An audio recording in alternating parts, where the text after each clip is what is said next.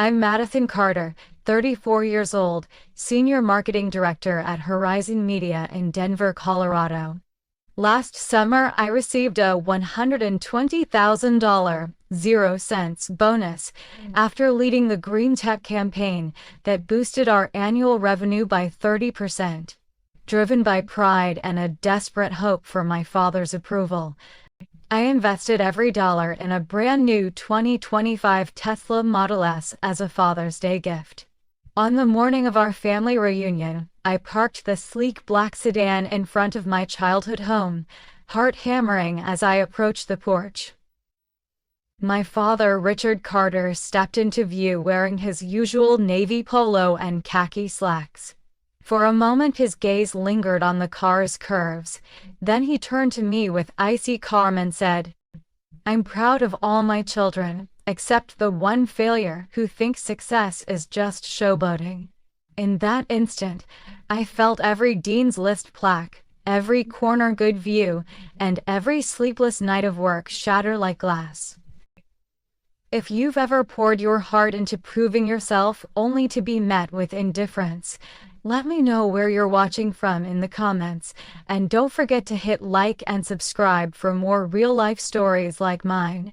No amount of success, it seemed, could ever buy his pride.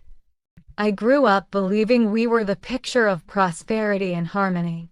Our home sat on a gentle hill in Cherry Creek, its clean brick facade and manicured lawn visible from the main thoroughfare.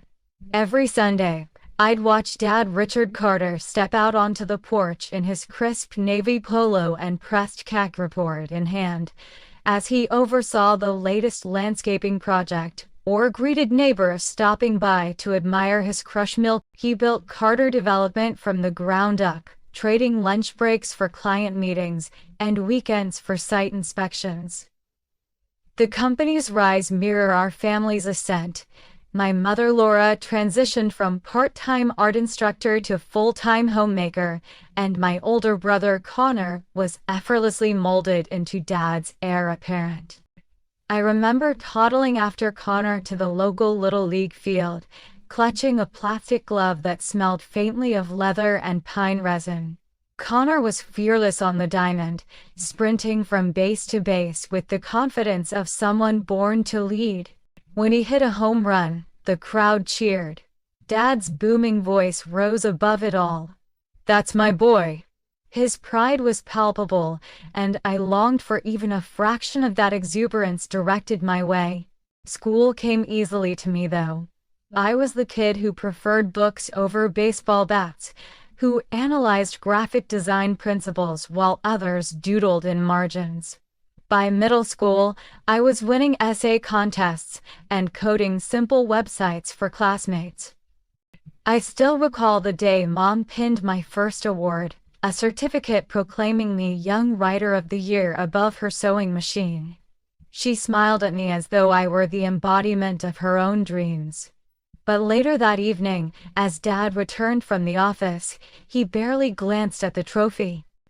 His eyes scanned the dining room table lined with Connor's baseball trophies and plaques, and then flicked to my certificate. "Nice," he said flatly, his tone so cool it sent a shiver through me. High school brought its own rituals. Football games on Friday nights, where Dad sat in the stands beside Connor's coach, discussing investment potential for underused parcels of land adjacent to the stadium. I sat on the home bleachers cheering when Connor scored. Afterward, I'd return to the locker room to retrieve my art supplies, sketching the stadium lights and the crowd's faces, trying to capture the energy. The art teacher praised my work, even recommending a gallery submission. I felt a rush of excitement until Dad's call came as I packed up my brushes. "Art won't put bread on the table," he warned. "You'd be better off learning something practical." I tucked my sketches away, disappointment anchoring in my chest. My college years at the University of Michigan were transformative. I absorbed marketing theory like a sponge, interned at local ad agencies, and maintained a 3.9 GPA. At graduation, Mom wept so proud she could barely speak. She wore the dress I'd picked out and clutched a bouquet as I walked across the stage. I expected Dad to be there, offering congratulations, but he was busy flown to a corporate event celebrating Carter Development's latest land acquisition. My diploma slid into my hand with a muted click. I scanned the crowd for his familiar navy polo and khakis. I never found him. Stanford MBA followed, where I fine-tuned my strategic instincts. I networked and spoke at industry panels, landing a coveted summer role at Horizon Media even before graduation. Each milestone felt like I was building a resume strong enough to command Dad's respect. I envisioned a grand finale, taking home an award, presenting a successful campaign, and having him stand up and publicly say, "That's my daughter." But every phone call home included the same refrain. Marketing is fluff compared to real estate. When will you settle down and do something worthwhile? His words were measured but dismissive, as though my entire field lacked substance. Growing up, Mom tried to shield me, offering gentle reminders that love didn't always follow rigid expectation. She'd pull me into the kitchen after another frustrating call, press a plate of homemade cookies into my hands, and murmur, "You're doing great. Don't let him diminish you." Her hugs felt like sanctuary, but they couldn't erase the ache that formed whenever my father's approval remained out of reach. Every holiday, every celebration, followed a predictable pattern. Connor brought home trophies and executive job offers. Dad beamed and shared photos with colleagues. I brought news of my campaigns exceeding targets by millions in ad spend. Dad raised an eyebrow and forwarded a real estate newsletter, begging, "When will you grow up and take on something tangible?" Despite it all, I soldiered on because beneath the surface of frustration lay a stubborn hope. I clung to the memory of childhood afternoons when Dad would ruffle my hair and ask about my latest, and so I worked late nights, weekend brainstorms, endless A/B tests, aiming for that elusive moment when the numbers alone would speak for me. Breaking through the barrier of his constant skepticism, by age 30, I had built a reputation as a digital visionary. Industry publications quoted my insights, colleagues sought my mentorship, and a promotion to senior marketing director arrived with a six-figure raise. I moved into a penthouse downtown, complete with floor-to-ceiling windows and a view of the Rocky Mountains. My social media feed chronicled my awards and conference speeches. I believed that someday Dad would see the posts, witness my triumphs, and finally acknowledge me, his daughter, as a force to be reckoned with, deserving of his pride and love. But as last year's Father's Day gift proved, even the perfect car and a perfect resume couldn't buy his validation, and so I stand at the edge of what was, and what could be, poised to find my own worth beyond the shifting sands of his approval. In the warmth of my memories, both tender and bittersweet, I find the seed for something new. The conviction that I must define success for myself, rather than live in the shadow of his unreachable standards. I still remember the first time I felt the shift from benign neglect to outright dismissal. It was our annual summer barbecue at home, Dad's carefully curated affair, complete with rented patio heaters, catered tri-tip, and a playlist of soft classic rock. I'd flown in from Denver, suitcase in hand, excited to share my latest win, a $2 million, 0 cents digital buy I'd negotiated for a national sportswear client. I'd rehearsed my line during the drive. Dad, that campaign hit a 20% engagement lift. I found him beneath the pergola, sipping a bourbon and ginger ale with a couple of his contractor friends. I navigated through clusters of relatives, heart pounding, until he looked up. His gaze, steady and evaluating, drifted from my face to the new MacBook Pro under my arm. He nodded but didn't smile, then turned back to his conversation. I cleared my throat. Dad, the Taylor sports campaign. He raised a hand, half amused. Marketing? That's just pixels and buzzwords, kid. We'll see how those numbers hold up when the next recession hits. His tone was so casual it felt like a knife sliding through my confidence. I swallowed, heat rising in my cheeks. I'd expected skepticism, but not this. That evening, as the patio heaters hummed and laughter echoed, he cornered me near the buffet table. So, what exactly does digital marketing bring to the table? He asked, gesturing at the steak and salad. Can you buy land with engagement rates? His question wasn't rhetorical, it was an accusation. I forced myself to stay calm. Yes, actually, I managed. We tracked a 30% lift in online-to-store conversions. That drove $500,000, 0 cents, in incremental sales. I offered him a slice of tri-tip, hoping a gesture of hospitality might soften him. He shrugged, peeled back the foil, sniffed at the meat, then dropped his napkin over the serving tray. Funny, can that buy a limestone bulkhead on the creek property? He asked, his contractor friends chuckling at the implied joke. At least Connor's projects give you something tangible, something that lasts beyond a fad. I felt the blood drain from my face. Everything in me bristled, my years of late-night A/B tests, my specialty in attribution modeling, the award-nominated strategy deck I'd built, all dismissed as fads. I tightened my grip on the serving spoon until my knuckles turned white. I wanted to argue the ROI, the long-term brand equity, the algorithms I'd mastered, but I realized it would be pointless. He wasn't interested in data, he was interested in power. He measured worth by how closely my choices mirrored his own, not by results. Later that night, I retreated to the guest bedroom, unable to face the rest of the party.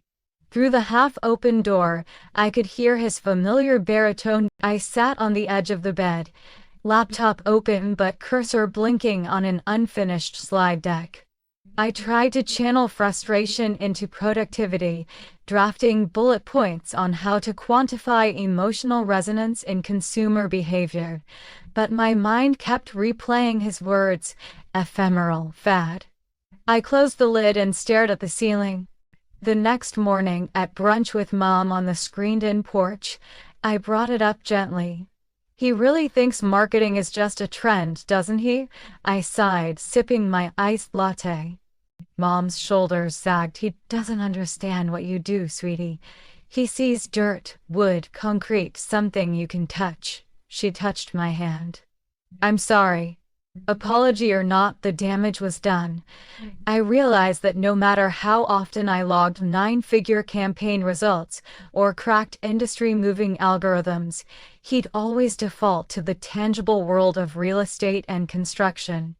My field would remain fluff, my achievements footnotes to Connor's legacy project.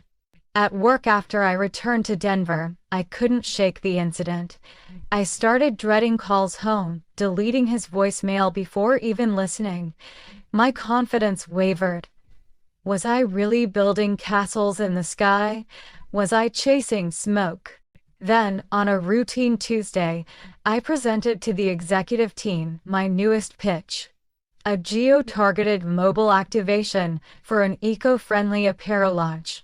I laid out the metrics: location-based engagement, dwell time lift, earned media value, and, for the first time in years, I saw genuine nods of approval from colleagues who understood the nuances.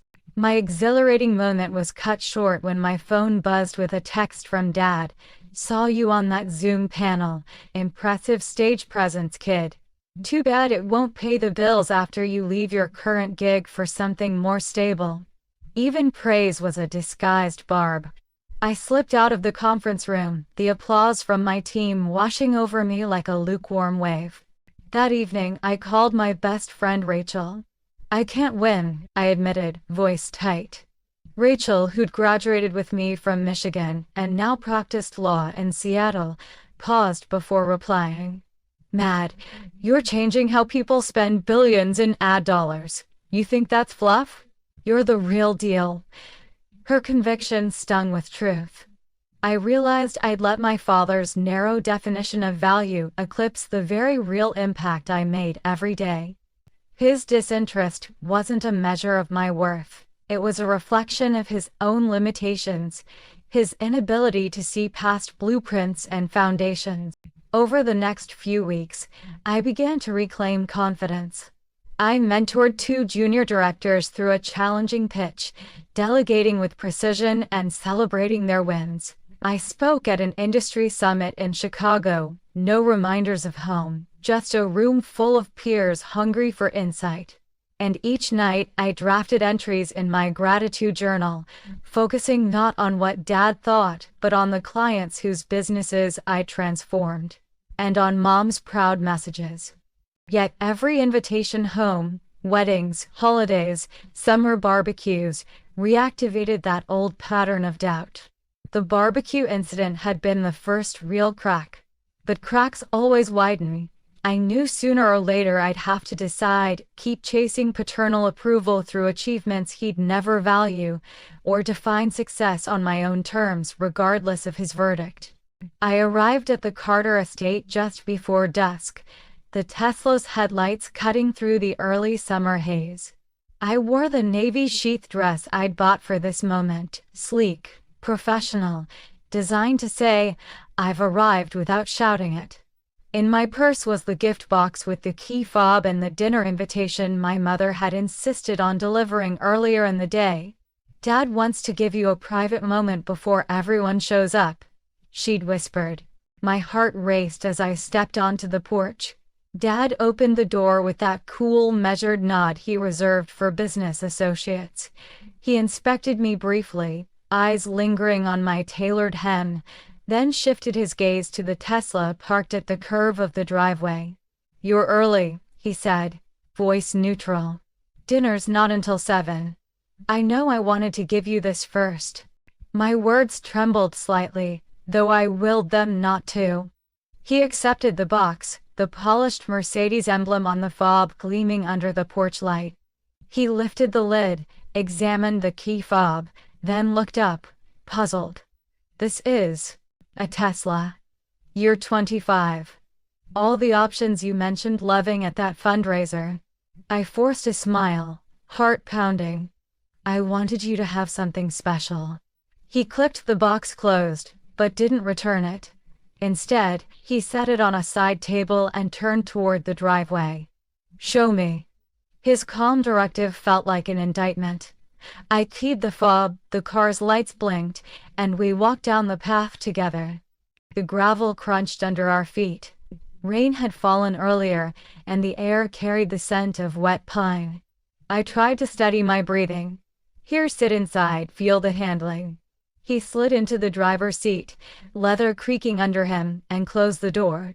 He ran a finger along the dashboard's carbon fiber trim and tapped the touch screen.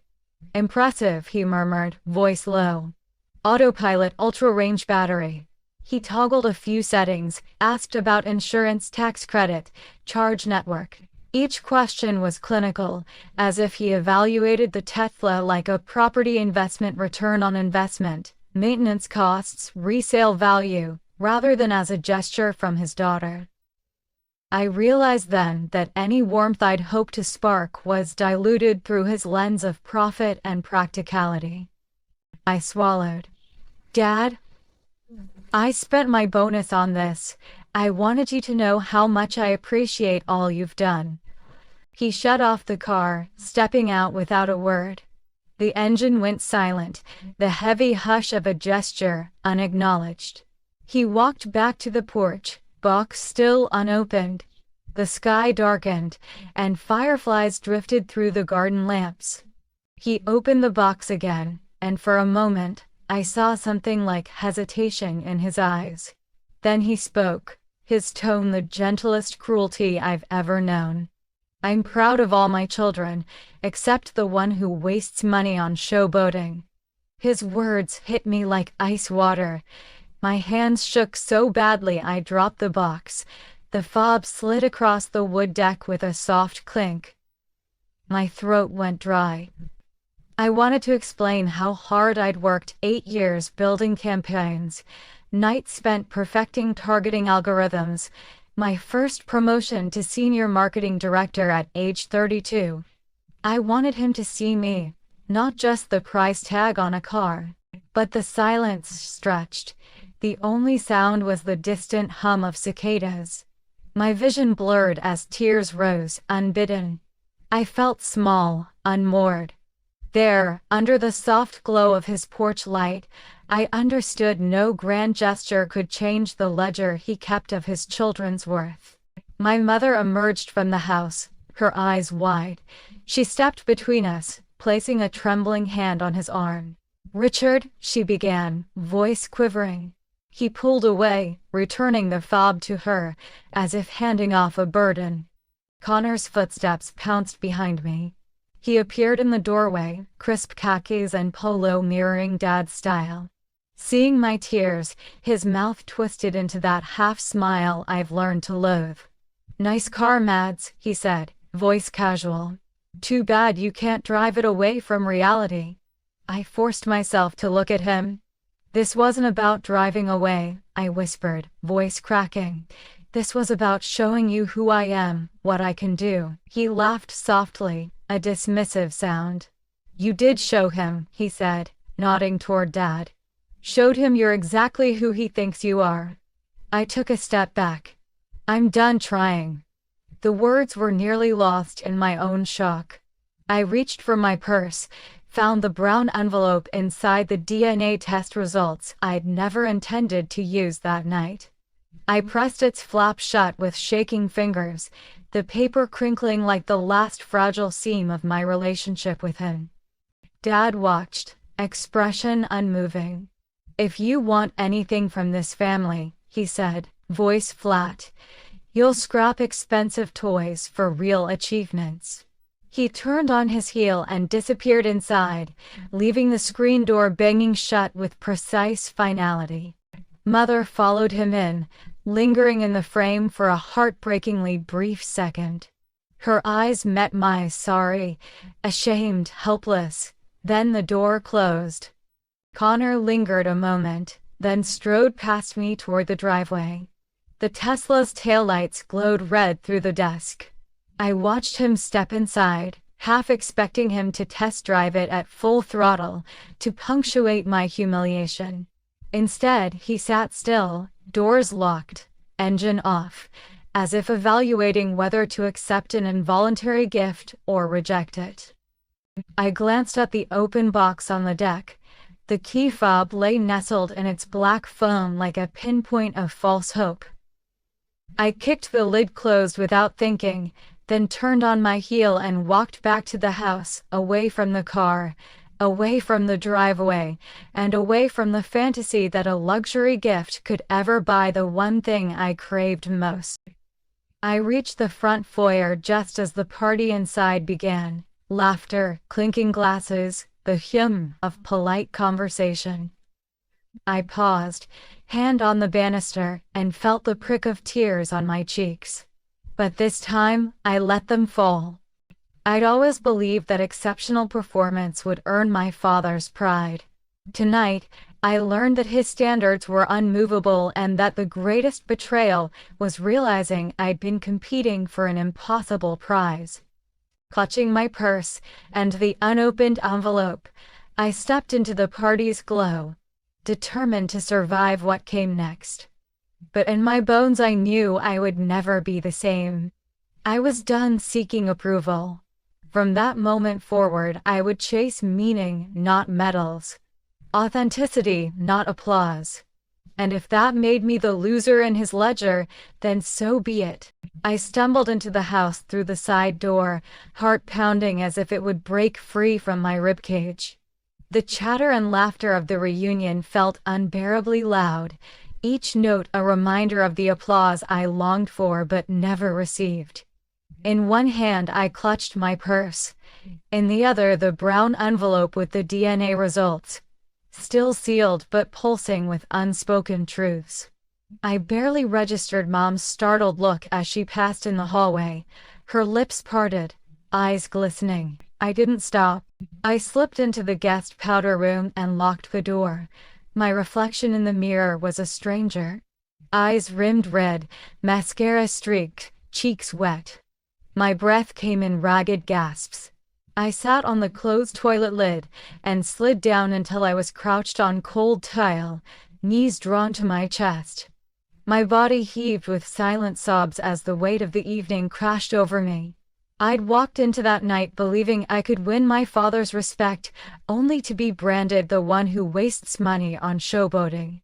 How had I ever thought prestige or luxury could melt his frozen judgment? I pressed my forehead against the cool porcelain sink, hands splayed on either side. In my mind, memories flickered like a broken reel, the little league home run that earned Dad's cheers for Connor, but only a dismissive pat on my head.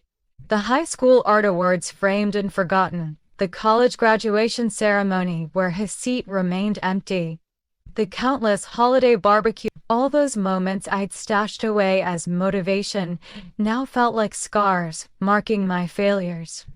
The sobbing finally caught up to me, hands clawing at my hair, shoulders shaking. I slid further until my back hit the wall. I wanted to crawl into a hole and disappear.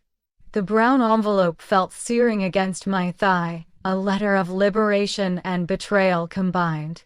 If I opened it, everything would change, but I couldn't yet summon the courage to read what it said in that moment of raw pain. Time passed in a blur. I lost track of the howling in my chest, the scorching tears, the pounding of my pulse echoing in my ears. The party droned on outside, forks clinking against plates, raised voices recounting stories I no longer cared to hear. I wondered who was speaking of me now, another anecdote about the daughter who fell short. I pictured Dad's face, impassive and exacting, measuring my worth in cold metric. For the first time, I saw him not as a man to be won over, but as an obstacle, an immovable wall I'd wasted decades trying to scale. At some point, I became aware of my phone buzzing insistently in my purse. I ignored it, eyelids heavy. When the buzzing wouldn't stop, I pried my hand out, wiped at my cheeks, and checked the screen. 10 missed calls, 20 voicemail notifications. The caller's Rachel, my best friend, my therapist, struck you in. Even Emily, a junior director at work. I stared at each name, feeling the world collapse into that cramped bathroom stall. Part of me longed for someone to rescue me. Another part recoiled, convinced I deserved this pain. I sank into my own reflection again and whispered, "What am I doing?" The question echoed around me. My life had been a relentless pursuit of standards set by a man who refused to adjust them. Every accolade, every bonus, every recognition had been a stepping stone on a treadmill, never arriving, only exerting. And here I was, 34 years old, emotionally exhausted, tears staining my dress, wondering if I'd ever be more than the daughter who wasted money. I slid off the wall and stood unsteadily, shoulders slumped. I exhaled, wiping my face on my sleeve. For a moment, I considered tearing open the envelope and storming outside, making him face the truth. But I wasn't ready, not in my raw state. Instead, I tucked the envelope deeper into my purse and made my way back toward the stairs.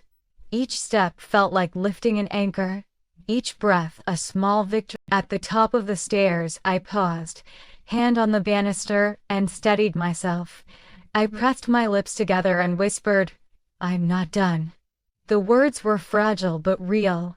I realized that in allowing myself to collapse, I'd also acknowledged my own humanity and uncovered the core of what I must fight for: self-respect, not paternal approval. I slipped into my bedroom, the same room where I'd crashed as a teenager after every disappointing return home. The decor was untouched. Framed campus photos, industry awards, a silk scarf from Stanford. I sank onto the edge of the bed, closed my eyes, and let the adrenaline drain. The phone buzzed again. I let it go to voicemail. For the first time, I felt a flicker of clarity amidst the pain. The collapse had stripped away the facade. No more perfect dress, no more strategic smile, no more craving for his nod. I was just me, torn but breathing, trembling but alive. I reached into my suitcase and pulled out a notebook I carried for therapy. Its pages empty. With a trembling hand, I opened to a blank page and wrote 3 words. I am enough. My pen hovered. The words felt both foreign and overdue. I let ink flow, jotting down the night's events, the echoes of Dad's words, the shame, the tears. Then I wrote about Rachel's text, "Call me when you can breathe." I scribbled Dr. Nguyen's last assignment, list from strengths. I wrote about my work victories, Mom's steadfast support, my own resilience. Hours passed as I poured out my soul in that notebook. The tears slowed, replaced by a gentle ache. I reread what I'd written. As I drifted toward sleep, I felt the collapse transform into something else, a seed of determination. I knew there would be no instant healing, no magic fix. But I also knew that from this breaking point, I could begin to rebuild on my terms. I resolved that tomorrow I would step into the day not as the daughter he refused to praise, but as Madison Carter's strategist, daughter of my own values, and author of my future. I slipped out of the powder room feeling both heavier and somehow lighter. Heavier from the weight of everything I'd just endured, lighter because I'd allowed myself to feel. I paused in the hallway outside Mom's study and stared at her closed door, imagining she was on the phone with Dad or Connor, trying to spin my meltdown into something palatable. Instead, I headed for the back stairwell and descended to the lower level, where the kitchen lay quiet and my cell phone buzzed with a single name lighting up the screen. Rachel. Rachel and I had been inseparable since freshman orientation at Michigan. She was the calm to my storm, the lawyer who dissected arguments like puzzles and always found the leverage point. I pressed answer before the second ring. "Mad, you okay?"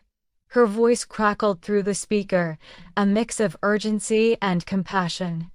I perched on a bar stool and let out a shaky laugh. "Define okay," she sighed. "Look, I've got 2 hours free before a briefing. Meet me at Bluebird Cafe in 20, coffee and carbs on me." I hesitated.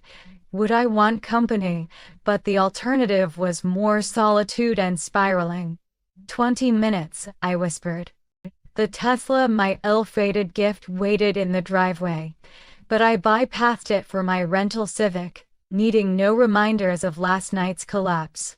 Traffic on Cherry Creek Drive moved sluggishly, giving me time to compose myself.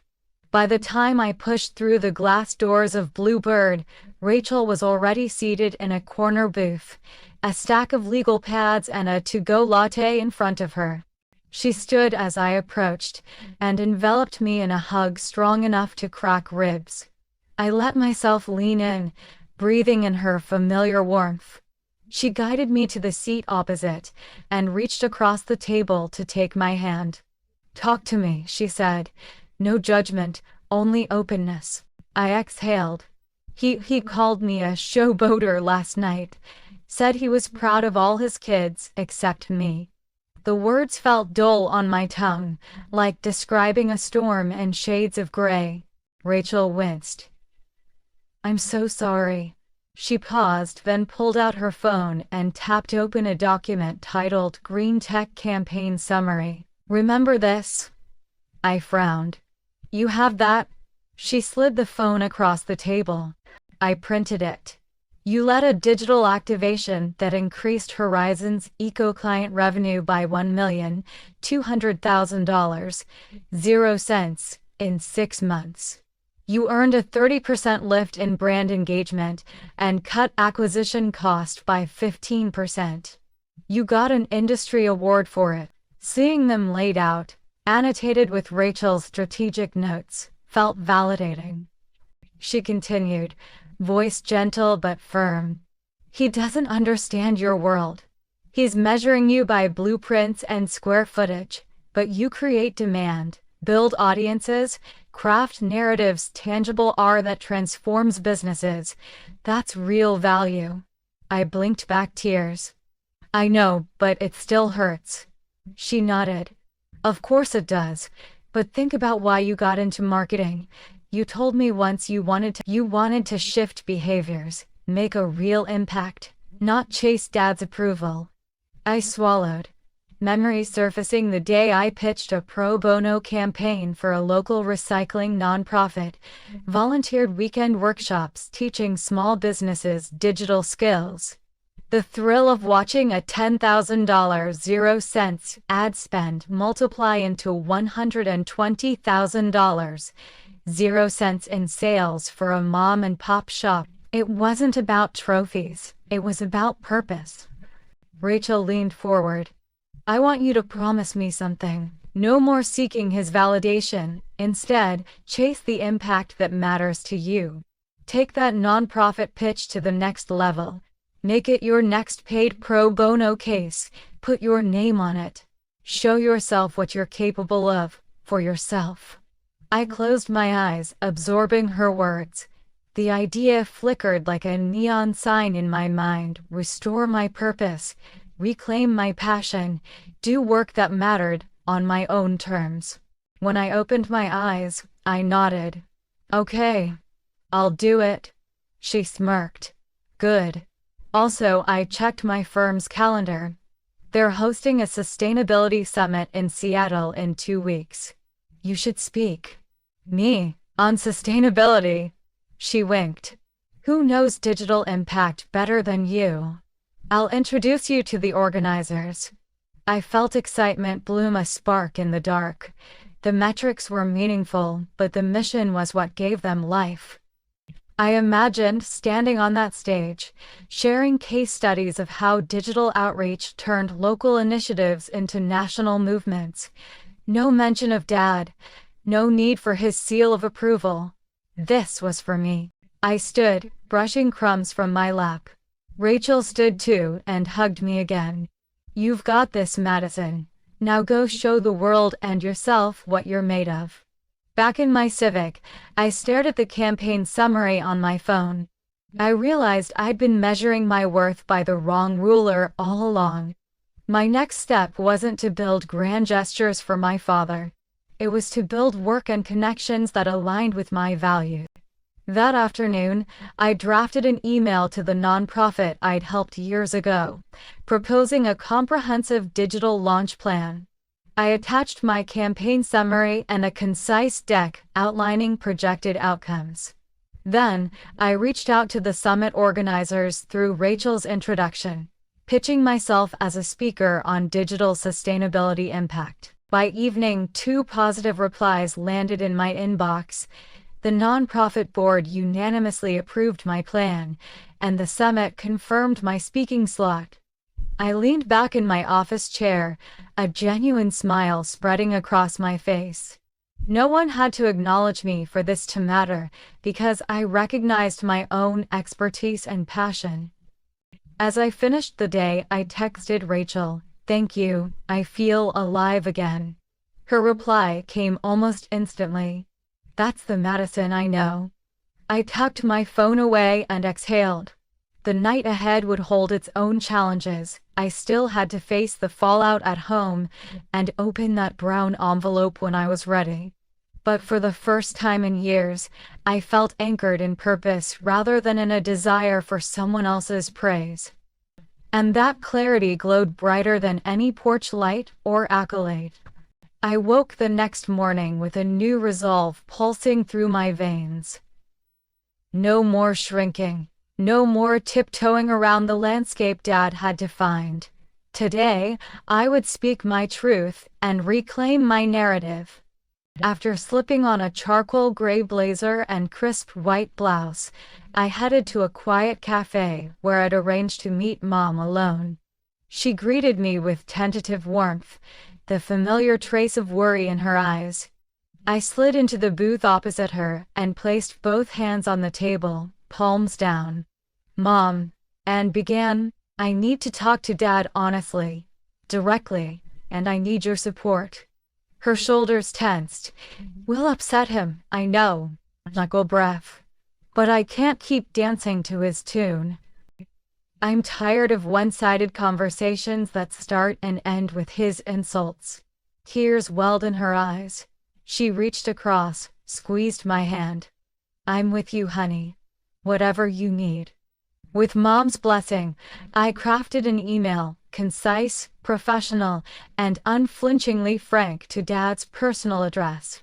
I outlined my accomplishments at Horizon Media, the $1,200,000 0 cents revenue lift, the 30% brand engagement increase, the industry award, even the pro bonus nonprofit success I'd just secured.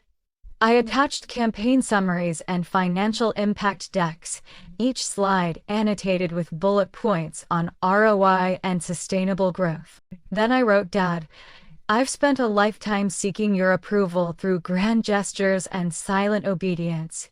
I realize now that you view marketing as ephemeral, yet every metric here demonstrates real, lasting value. I'm proud of my work, and I deserve to be proud of myself without fear of your derision. If you value tangible achievements, here they are. But if you will never see me as worthy, then I will build my life outside the standards you set. Love always, Madison." I hit send before my heart could race me out of it.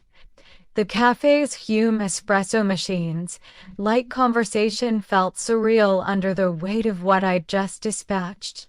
For the rest of the morning, I buried myself in work, refining pitches, leading team check-ins, mentoring a junior strategist. I noticed something wonderful. I no longer flinched at every notification. My phone buzzed, and I greeted each ping with curiosity rather than anxiety. Late afternoon, I received a brisk reply from Dad. "Madison, I reviewed your email and the attached materials. Impressive numbers, though I remain skeptical of projections that rely on algorithms over assets. Let's discuss over coffee at 4 p.m. in my office." Dad. The tone was halfway between grudging acknowledgement and a dare. I felt a flicker of triumph.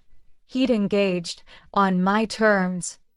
At 3:50 p.m., I parked the Tesla returned to me after I'd sold it, and walked up the gravel path to Dad's home office, a converted gazebo overlooking the creek. He sat behind his cherry wood desk, crisp polo and khakis replaced by a tailored sport coat.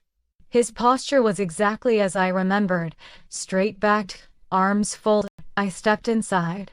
"You wanted to see me?" I said, setting my laptop and papers on his desk. He gestured to the single chair opposite him. "Sit." His voice lacked its usual warmth, but he'd invited me in. I sat, cleared my throat. "I sent you the details of my campaigns. You called them algorithms over assets.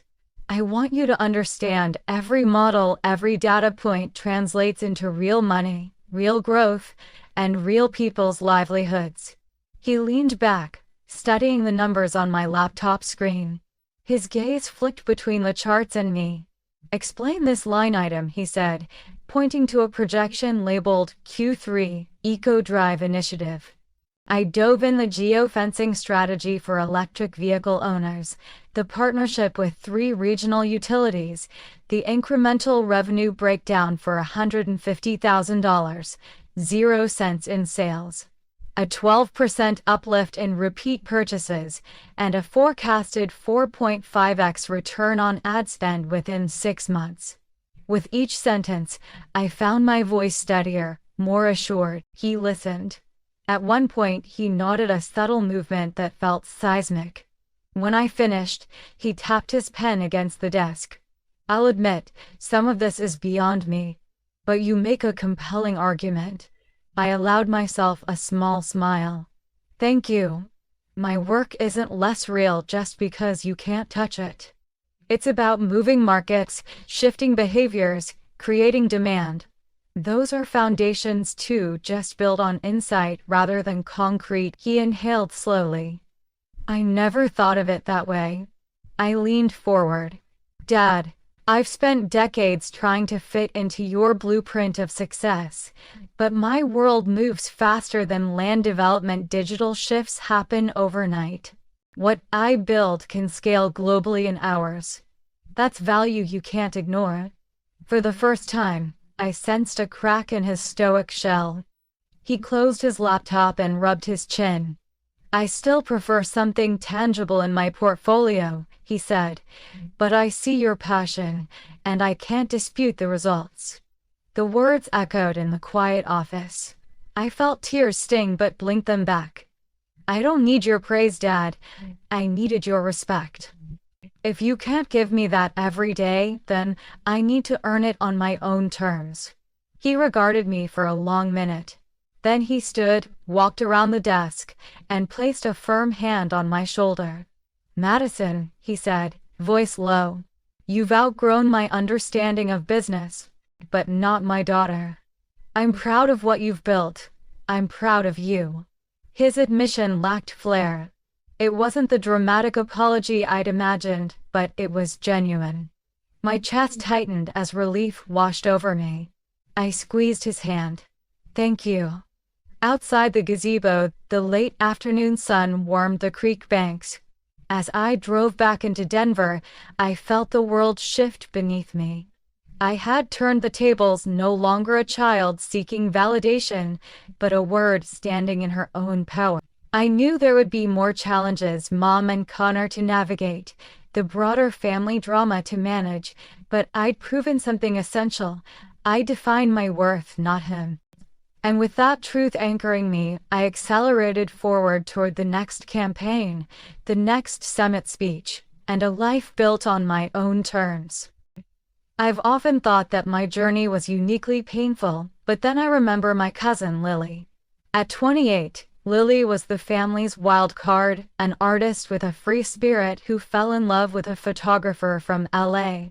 He seemed perfect until, one summer weekend, he dropped her for someone more ambitious.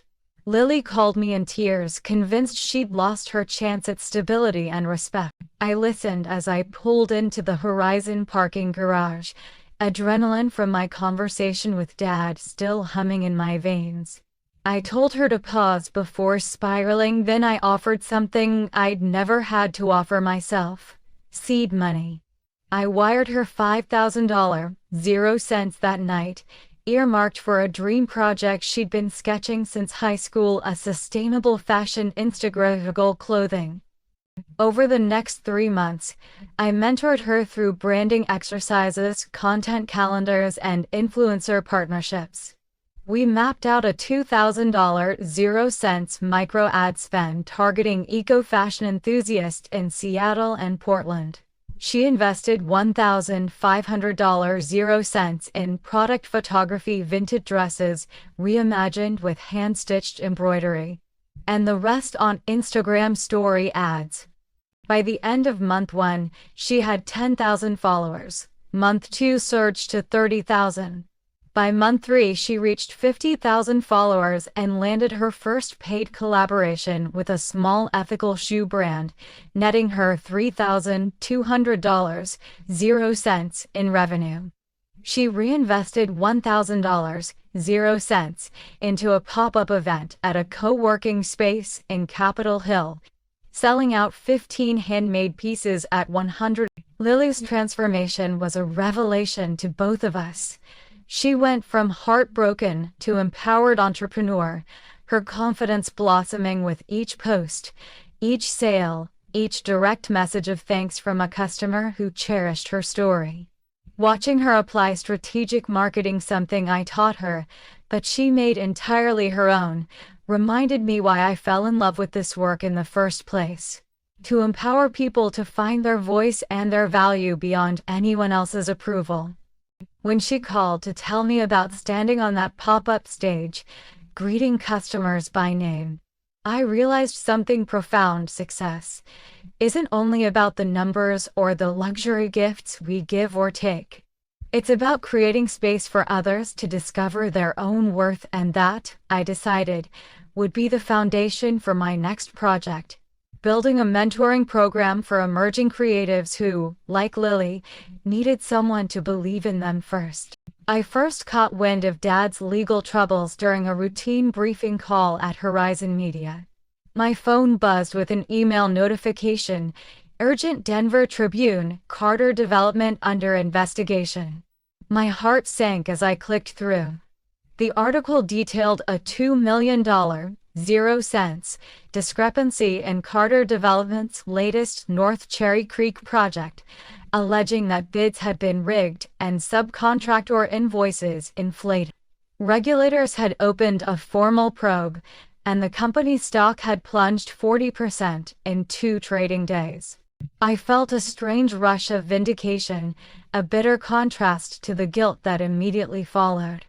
This was the same empire Dad had built through sweat and shrewd deals, the one he'd always pointed to as proof that tangible assets trumped digital metrics. Now, it teetered on the brink of collapse. That evening, I watched the 6 p.m. news in my living room. The anchor spoke over footage of construction cranes and empty job sites. Carter Development, once a powerhouse in Colorado real estate, now faces allegations of financial misconduct. Early reports suggested internal memos instructed project managers to overstate costs by up to 15%. Shoulders are demanding accountability, and legal experts predict a protracted court. My phone lit with texts from relatives, some sympathetic, others gleeful. Connor's name hadn't appeared, but I knew he was scrambling behind the scenes, trying to distance himself from the scandal. I resisted the temptation to gloat. After all, dozens of families relied on those jobs. My gut twisted with conflicting emotions. Relief that Dad's empire faltered, and sorrow for the people caught in the fallout. 2 days later, I received a call from Emily, my junior director. Madison. The Peterson Group just offered us an exclusive to co-design a reputation recovery campaign for Carter Development, if Horizon Media wants in. They knew my family ties, but this was business. I considered the irony, helping clean up the mess Dad created. Instead, I declined. No, I said firmly. We're not salvaging what he broke. Internally, this scandal hardened my resolve. I drafted a press release for Horizon Media, publicly distancing our firm from Carter Development and emphasizing our commitment to ethics. Our PR team issued a statement: Horizon Media upholds transparency and accountability. We have no further business with Carter Development, and will continue to champion integrity in all partnerships. In the following week, stories of subpoenas, board resignations, and potential criminal charges dominated local news. Carter Development's founder, my father, became a cautionary tale of overreach. Behind the scenes, I heard that strong-arming investors to prop up the stock had backfired. EMJ Construction, one of Dad's earliest partners, filed a lawsuit seeking $750,000, 0 cents, in damages for unpaid work. Subcontractors formed a coalition, threatening to withhold final approvals unless their invoices were honored. The day creditors froze the company's main account, I exhaled, the tension of decades' worth of fatherly approval finally draining away with the sound of locked user credentials on his corporate portal. Meanwhile, Connor called me, voice tight. "Mads, can we talk?" I agreed to a brief coffee meeting.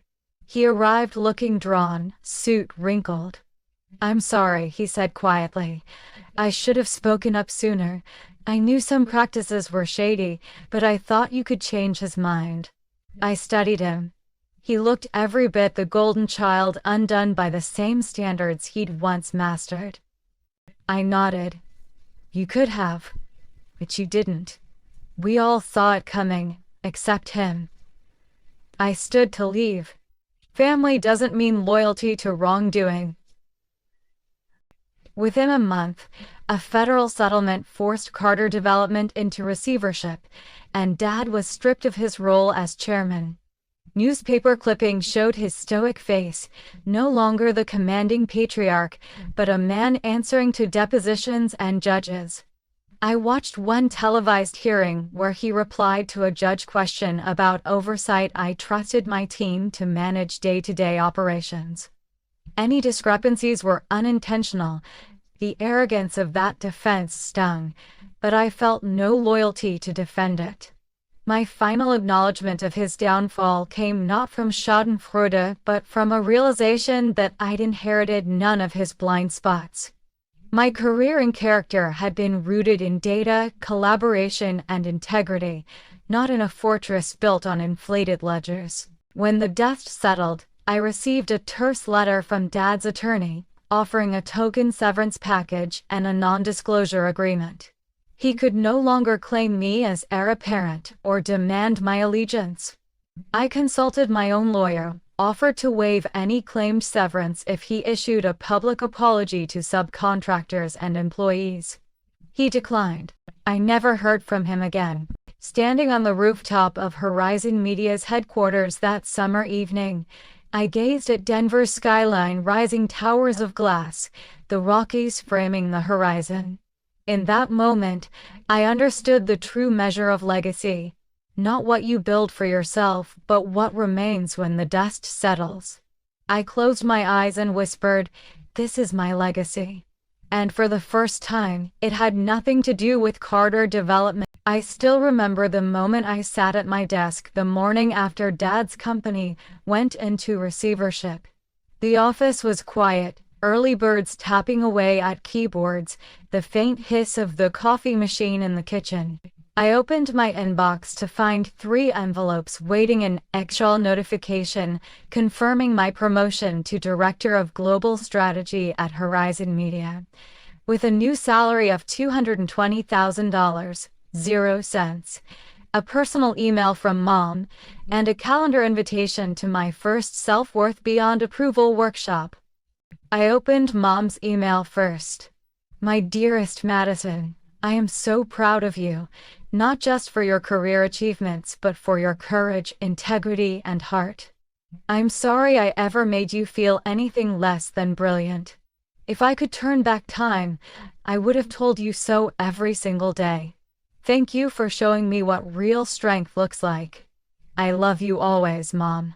Tears sprang to my eyes, but this time they carried relief, not pain. I printed the message and tucked it into the journal where I'd first written, "I am enough." In that simple act, I sealed a new chapter in our relationship, one built on honesty and unconditional support. Later that morning, I met with my boss Carl in the glass-walled conference room overlooking Denver's skyline. He slid the promotion letter across the table. "Madison, your work on the Sustainability Summit and the nonprofit campaign has been outstanding. We're expanding your role to lead our global strategic initiatives. Congratulations." His grin was genuine, without caveats or hidden critiques. I stood and shook his hand, feeling a surge of pride that wasn't tethered to anyone's disapproval, but my own accomplishments. That afternoon, I prepared for my inaugural workshop, Self-Worth Beyond Approval, scheduled for 2 weeks later at a local innovation hub. I crafted slides on recognizing conditional love, building internal metrics of success, and leveraging personal strengths. I priced tickets at $200, 0 cents each, capping attendance at 200 to keep it intimate. My goal: create a space where professionals, especially women, could break free from toxic approval cycles and define success on their own terms. Over the next week, registrations poured in. By Friday, all 200 tickets had sold out in under 24 hours. Emails from attendees shared stories of imposter syndrome, family pressure, and career crossroads. Each message was a reminder of the universal struggle I'd once endured alone. Now, I had a platform to turn pain into purpose. The evening of the workshop, the innovation loft buzzed with energy. Attendees mingled over wine and hors d'oeuvres as I adjusted my microphone and reviewed my notes. When I stepped onto the small stage, I took a steadying breath and looked out at a sea of expectant faces. "I'm Madison Carter," I began. "I spent 34 years chasing approval I would never receive from my father, from an industry that questioned me, from a world that measures worth by narrow standards. Tonight, I want to share how I reclaimed my power and how you can do the same."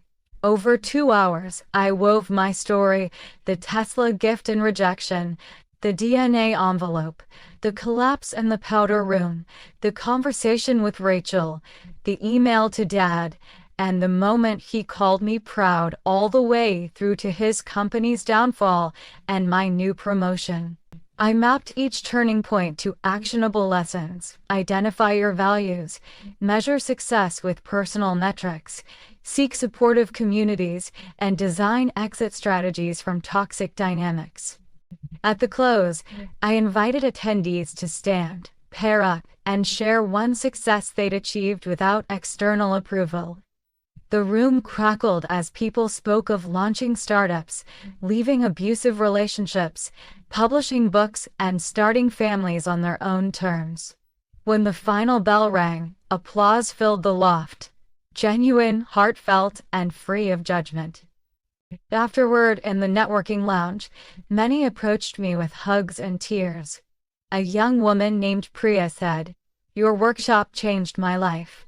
I'm giving notice tomorrow to a boss who's never appreciated me."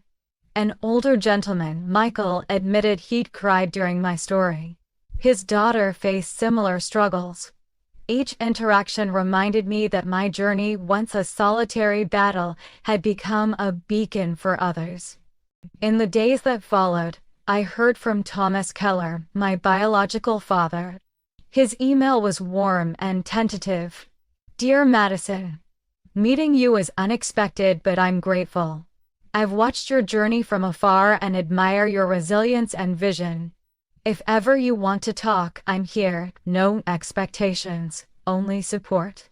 With admiration, Thomas."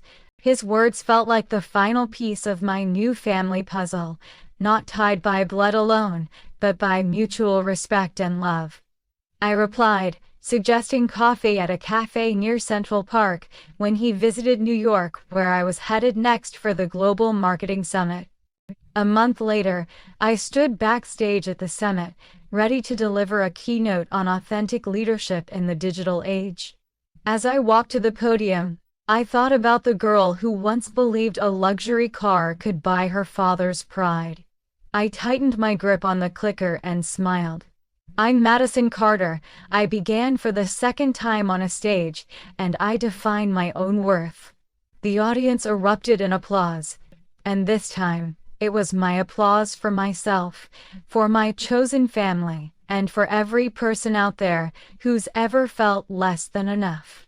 Lesson learned: true success isn't measured by someone else's standards, but by the values you embody, the impact you create, and the love you give and receive unconditionally. Choose to build your legacy on authenticity, integrity, and the courage to walk away from anything that diminishes your worth.